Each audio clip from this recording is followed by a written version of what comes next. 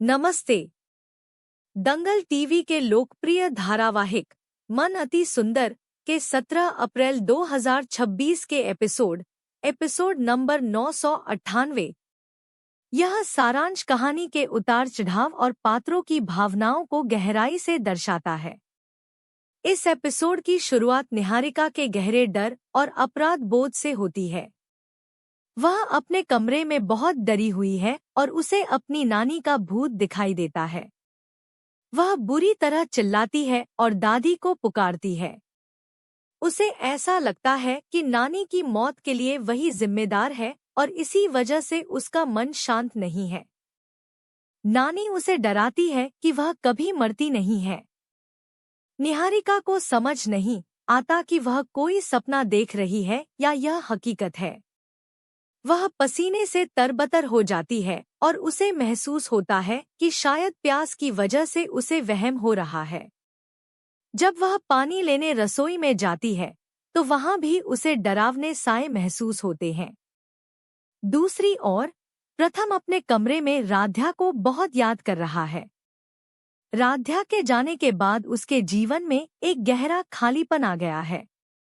वह उन सभी छोटी छोटी बातों को याद करता है जो कभी उसे परेशान किया करती थी, जैसे राध्या की चूड़ियों की खनक या उसके पायल की झंकार। उसे अपनी पिछली गलतियों का एहसास होता है कि कैसे वह हमेशा राध्या को अनदेखा करता था और उस पर चिल्लाता था। वह खुद को बहुत बुरा महसूस करता है और राध्या से माफी मांगता है। इसी बीच उसे राध्या का एक भ्रम इमेज दिखाई देता है। प्रथम को लगता है कि राध्या वापस आ गई है। वह उससे बात करने की कोशिश करता है और उसे गले लगाना चाहता है, लेकिन वह उसे छू नहीं पाता। राध्या का साया उससे कहता है कि यदि उसके मन में अब भी कोई शंका या हिचकिचाहट है तो वह उससे दूर ही अच्छी है। वह कहती है कि प्रथम को अपने दिल की बात खुलकर कहनी चाहिए। प्रथम गिड़गिड़ाता है और उसे रुकने के लिए कहता है, लेकिन राध्या का वह साया गायब हो जाता है, जिससे प्रथम और भी टूट जाता है। इधर रसोई में निहारिका का डर बढ़ता ही जा रहा है। उसे फिर से नानी का साया दिखता है जो उसे धमकाता है कि उसने नानी को पानी पिलाकर मारा था, इसलिए अब नानी उसकी जान ले लेगी। निहारिका चिल्लाते हुए सबको बुलाती है। दादी, अंकल और आंटी वहां आ जाते हैं। वे निहारिका को समझाने की कोशिश करते हैं कि घर के दरवाजे और खिड़कियां सब बंद हैं, इसलिए कोई अंदर नहीं आ सकता। निहारिका सच बताने से डरती है क्योंकि उसे लगता है कि लोग उसे ही गलत समझेंगे। वह बहाना बनाती है कि घर के माहौल की वजह से उसे वहम हो रहे हैं। निहारिका को अब अकेले सोने में डर लग रहा है, इसलिए वह पहले दादी के पास जाने का सोचती है, लेकिन फिर उसके दिमाग में एक नई चाल आती है। वह सोचती है कि क्यों न इस डर का फायदा उठाकर प्रथम के करीब जाया जाए। वह प्रथम के कमरे में जाती है और बहाना बनाती है कि उसे हैलुसिनेशंस हो रहे हैं और नींद की गोलियां खत्म हो गई हैं। प्रथम पहले उसे मना करता है और दादी या बुआ के साथ सोने को कहता है, लेकिन निहारिका की जिद और उसकी हालत देखकर वह उसे कमरे में सोने की अनुमति दे देता है। हालांकि जब निहारिका राध्या की जगह सोने की कोशिश करती है तो प्रथम उसे रोक देता है और दूसरी तरफ सोने को कहता है।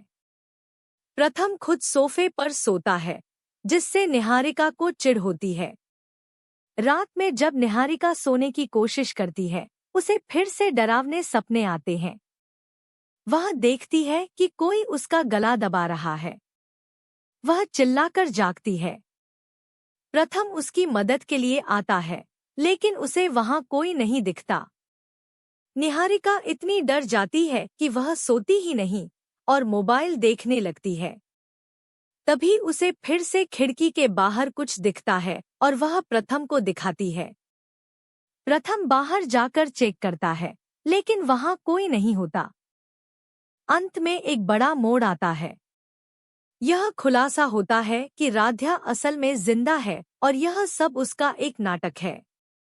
राध्या और उसकी नानी मिलकर निहारिका को डरा रहे हैं ताकि वह अपना गुनाह कबूल कर ले। राध्या कहती है कि निहारिका ने न केवल उसे बल्कि नानी को भी मारने की कोशिश की थी। उसने यह खेल इसलिए रचा है क्योंकि जब भी उसने सच्चाई बताने की कोशिश की, निहारिका ने उसे गलत साबित कर दिया। अब राध्या चाहती है कि निहारिका खुद अपने मुंह से सच उगले। एपिसोड का अंत इस सस्पेंस के साथ होता है कि क्या भोलेनाथ की कृपा से राध्या का यह सच सबके सामने आ पाएगा।